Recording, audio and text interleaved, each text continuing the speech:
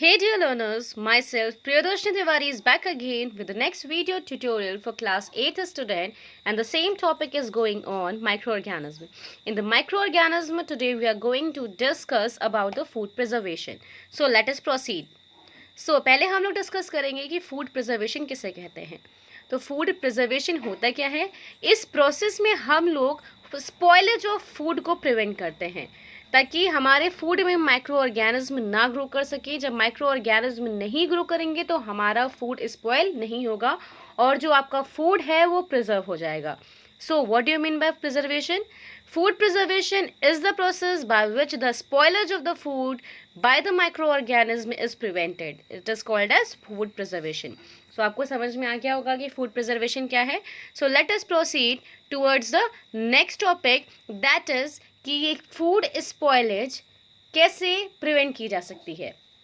तो पहले हम लोग ये जान लेते हैं कि स्पॉइल फूड होता क्या है. तो स्पॉइल फूड क्या होता है? ऐसा फूड आइटम जिसमें माइक्रोब्स ग्रो कर जाते हैं. और माइक्रोब्स ग्रो कब करते हैं?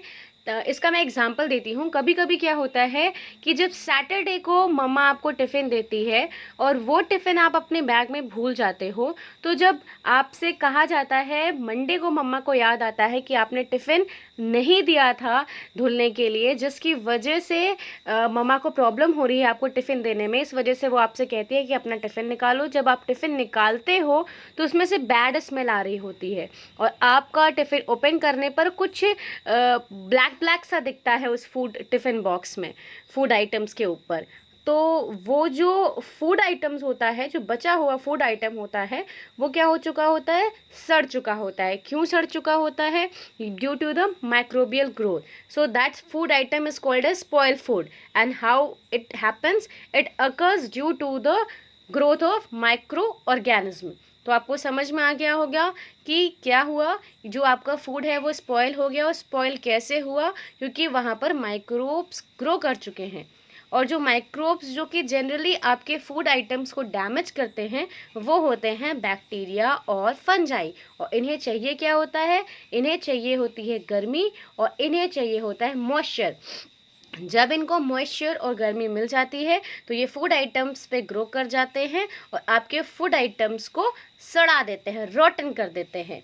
तो I think you get the concept कि फूड कैसे स्पॉइल होता है. It is due to the growth of microorganism, or it is when the food items is kept for longer period, it get oxidized by air, or it is acted by the bacteria or fungi, जिसकी वजह से आपका food items spoil हो जाता है. अब हम लोग बात करते हैं कि कैसे हम आइडेंटिफाई कर सकते हैं कि हमारा जो फूड आइटम्स है वो स्पॉइल हो चुका है, ख़राब हो चुका है. तो आइडेंटिफिकेशन के लिए हमें देखना चाहिए कि वो जो फूड आइटम्स है उसमें कुछ अपीयरेंस अजीब सा तो नहीं है. उसका जो ऑर्डर है उसमें से, मतलब उसमें से कोई स्मेल जो है वो अजीब सी नहीं आ रही. जब उसमें से गंदी स्मेल आती है, बैड स्मेल आती है, जैसे सड़े हुए अंडे की, तो हम समझ जाते हैं कि फूड आइटम्स ख़राब हो गया है. उसका टेस्ट चेंज हो जाता है. जनरली जो फूड आइटम्स ख़राब हो जाते हैं उनका टेस्ट जो होता है वो आपका सार आने लगता है, खट्टा आने लगता है. जैसे कि आप आलू खाते हो कभी कभी, वो आलू जैसे समोसे का आलू खा दो और कभी कभी वो आलू आपको खट्टा नहीं लगता है, तो उस टाइम क्या होता है? आपका फूड आइटम सड़ जाता है. वो जो फूड आइटम्स का कलर चेंज हो जाता है, it is also the identification of the spoil food.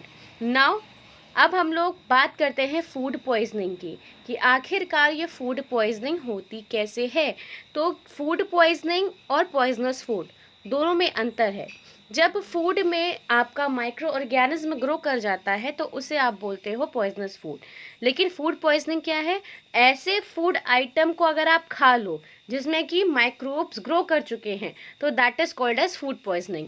So the presence of toxic substance in the food form by the action of micro organism when it is eaten, when the food that food stuff is eaten which haves the microbial growth, then it is called as food poisoning. तो आपको food poisoning कब होगी? जब आप microbial growth वाले food items को खा लोगे. ठीक है. अब इसके बाद हम लोग नेक्स्ट चीज़ पे डिस्कशन करते हैं कि आपके जो सिम्टम्स क्या होते हैं जब आप ऐसे फूड आइटम्स को खा लेते हो, पॉइजनस फूड आइटम को खा लेते हो, तो आपका वॉमिटिंग आने लगती है, डायरिया हो जाती है, पेट खराब हो जाता है, पेन होता है एब्डोमेन में, आपको हेडेक होता है, फीवर होता है, ठीक है। और मैंने आपको पहले ही बता दिया आइडेंटिफिकेशन, उसमें से फाउल स्मेल आएगी, ठीक। दूसरी चीज़ क्या है कि उसका कलर चेंज हो चुका होगा और उसमें से बैड स्मेल आएगी, ठीक है। These are the indication. Next क्या है कि food, now we are going to discuss कि why this food becomes toxic, यानी ये जो फूड है वो टॉक्सिक कब हो जाता है। कब हो जाता है फूड टॉक्सिक? जब आप प्रॉपरली स्टोर नहीं करते हो फूड को, ठीक है। जब प्रॉपरली आपका फूड स्टोर नहीं होता है तब वो माइक्रो ऑर्गेनिज्म्स में ग्रो कर जाते हैं और आपका फूड जो है टॉक्सिक हो जाता है। तो आपके एग्जांपल्स होते हैं बैक्टीरिया के, फंजाई के, जो कि आपके फूड को टॉक्सिक बनाते हैं। जैसे कि आपकी बैक्टीरिया एग्जांपल हो गया सैल्मोनेला, और फंगस का एग्जांपल हो गया एस्परजिलस। तो these are the example of bacteria and fungi जो कि आपके फूड आइटम्स को टॉक्सिक बनाते हैं।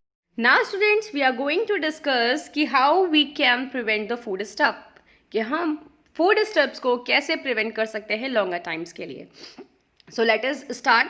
पहले हम लोग बात करते हैं कि मिल्क को कैसे प्रिवेंट कर सकते हैं हम लॉन्गर टर्म्स के लिए। सो यहाँ पर मेथड यूज होता है, उसे हम लोग कहते हैं पास्चराइजेशन। पास्चराइजेशन में क्या करते हैं, हम मिल्क को या मिल्क प्रोडक्ट को काफ़ी समय तक प्रिवेंट कर सकते हैं या काफ़ी समय तक रख सकते हैं। हम कैसे करेंगे इसको? इसके लिए हम लोग पहले मिल्क स्टफ को 30 मिनट्स तक हीट कराते हैं। हीट कराने के बाद उसको फिर कूल कराते हैं। हीटिंग से क्या होता है कि जो माइक्रोब्स उसमें बैक्टीरिया प्रेजेंट होते हैं वो किल हो जाते हैं, और कूलिंग करने पर क्या होता है कि वो जो माइक्रोब्स उसमें ग्रो नहीं कर पाते। सो पहले हम लोग क्या कराएंगे in pasteurisation, we boil the milk at high temperature for about 30 minutes and then it is allowed to cool, okay, so that microbes cannot grow in that milk. So it is the process by which milk is prevented, और ये method जो है दिया था किसने? Louis pasture ने। Now we are going to discuss the next method, that is salting and adding sugars. ये general method है, आप अपने घरों में भी देखते हो कि फूड स्टफ को आप लॉन्गर टाइम्स के रखने के लिए आपके घरों में दादियाँ और नानियाँ क्या करती थी, घरों में अचार बनाती थी। तो अचार को काफ़ी समय तक स्टोर करने के लिए वो क्या करती थी, उसमें जो है नमक डालती थी। तो नमक डालने से और चीनी डालने से, जेलीज में जो जेली होती थी, आम का मुरब्बा होता तो उसमें क्या डालती थी, चीनी डालती थी, तो जिससे कि वो आपका मुरब्बा सालों साल चल सकता है। क्यों चल सकता है? क्योंकि उसमें जो है आपने सॉल्ट और शुगर डाल रखा है। सो आपको समझ में आया कि दादी नानी सॉल्ट और शुगर क्यों डालती थी? इसलिए डालती थी ताकि वो काफ़ी समय तक स्टोर रह सके। अब हम बात करते हैं केमिकल्स की। तो कई सारे केमिकल्स डाले जाते हैं, जैसे सोडियम बेंजोएट, पोटेशियम मेटाबाइसल्फाइड, कई सारे प्रिजर्वेटिव्स यूज़ किए जाते हैं आपके अचारों में। तो ये सब क्यों डाले जाते हैं? इसलिए डाले जाते हैं ताकि आपका फूड स्टफ काफ़ी समय तक आपके साथ रह सके, ठीक है। फिर हम बात करते हैं कैनिंग की। तो कैनिंग क्या होता है कि कैनिंग एंड वैक्यूम पैकिंग, इसमें क्या होता है कि हम लोग फूड स्टफ को पहले हीट कराते हैं, ठीक है।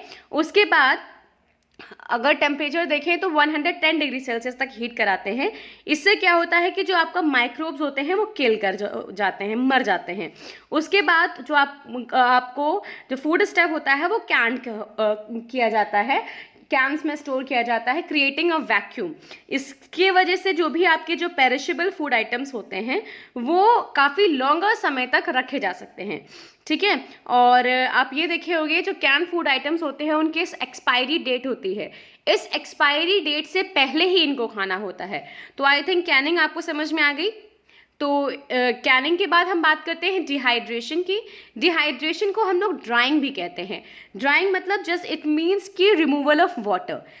वाटर को, क्योंकि आपको पता है मैंने पहले बताया कि जो बैक्टीरियाज होते हैं या माइक्रो ऑर्गेनिज्म होते हैं उनको टेम्परेचर चाहिए होता है और मॉइस्चर चाहिए होता है ग्रोथ के लिए। तो अगर हम किसी भी फूड स्टफ में से पानी को निकाल दें, मॉइस्चर को निकाल दें, वाटर कंटेंट को निकाल दें, तो वहाँ पर माइक्रोब्स ग्रो नहीं करेंगे और वो फूड आइटम्स आपका काफ़ी समय तक प्रिजर्व हो जाएगा। इसीलिए हम लोग ड्राइंग कराते हैं। ड्राइंग में क्या होता है कि आपका फूड स्टफ वहाँ से उस फूड स्टफ से आपका वाटर कंटेंट जो होता है वो निकल जाता है। ये दो तरह से हो सकती है, या जनरली आप सन ड्राइंग भी कह सकते हैं, स्मोकिंग, तो स्मोकिंग के थ्रू भी ड्राइंग कराई जाती है। तो आपके जो कॉलीफ्लावर्स होते हैं, आपके कह सकते हैं जो मील फिशेस होती हैं, ये सब आपकी डिहाइड्रेशन के थ्रू काफ़ी समय तक रखी जा सकती हैं। फिर हम बात करते हैं बॉइलिंग की। तो आप ये मेथड घरों में यूज़ होता है। आप ये देखो कि आपकी मम्मा जो होती हैं वो मिल्क को कई बार बॉयल करती हैं, सुबह करती हैं, शाम करती हैं, रात में करती। कभी आपको पूछा है क्यों? तो वो कहती हैं देखिए आपका मिल्क खराब हो जाएगा।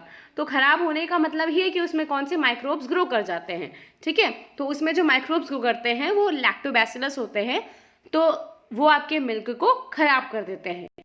इसीलिए उस मिल्क को हम लोग स्पॉइल होने से रोकते हैं। तो उस रोकने के लिए क्या करते हैं? बॉयल करते हैं। तो आई थिंक आपको समझ में आ गया। रेफ्रिजरेशन, आप जनरली फूड आइटम्स को रेफ्रिजरेशन में रखते हो, यानी रेफ्रिजरेटर्स में रखते हो, फ्रिज में रखते हो, टेम्परेचर पे रखते हो। इस लो टेम्परेचर पे रखते हो। क्यों रखते हो? क्योंकि जो लो टेम्परेचर पे आपके माइक्रोब्स जो है वो डिवाइड नहीं कर पाते, ठीक है। तो इसीलिए हम लोग फ्रीजिंग कराते हैं, रेफ्रिजरेशन कराते हैं, ताकि आपका फूड स्टफ जो है काफ़ी लॉन्गर समय तक आपके लिए प्रिजर्व रहे। So this was about all about the food preservative methods. Now we are going to discuss कि क्या एडवांटेज होता है फूड प्रिजर्वेशन का। तो इससे क्या होता है कि आपका जो फूड का वेस्टेज नहीं होता, ठीक। दूसरा चीज़ क्या है कि उस फूड स्टफ की टाइम बढ़ जाता है। हमको ऑफ सीजन अगर खाना है तो हम उस फूड स्टफ को खा सकते हैं। It ensures the availability during the off season. उसके बाद नेक्स्ट है कि it maintains the nutritional value and flavour of the taste, ठीक है। जो आपका फूड का फ्लेवर होता है वो मेंटेन रखता है। अब हम बात करते हैं आपके होमवर्क की। तो आपका होमवर्क क्या है कि आपका होमवर्क ये है कि आपको ये बताना है कि what are the symptoms of food poisoning. अगर बाई चांस आपने पॉइजन फूड को खा लिया और आपको फूड पॉइजनिंग हो गई, तो क्या सिम्टम्स आपकी बॉडी में अपेयर होते हैं। अगर आपने इस वीडियो को लास्ट तक देखा है तो आप इसका आंसर ज़रूर दे पाएंगे, और इसका आंसर आप कमेंट बॉक्स में कमेंट करके ज़रूर बताइएगा। So thanks for watching. Now students, last में मेरी फिर से अपील है कि अगर आपको वीडियो अच्छा लगा है तो प्लीज़ लाइक कीजिए, सब्सक्राइब कीजिए, शेयर कीजिए, और अपने कमेंट्स कमेंट बॉक्स में देते रहिए। Thank you and have a wonderful day.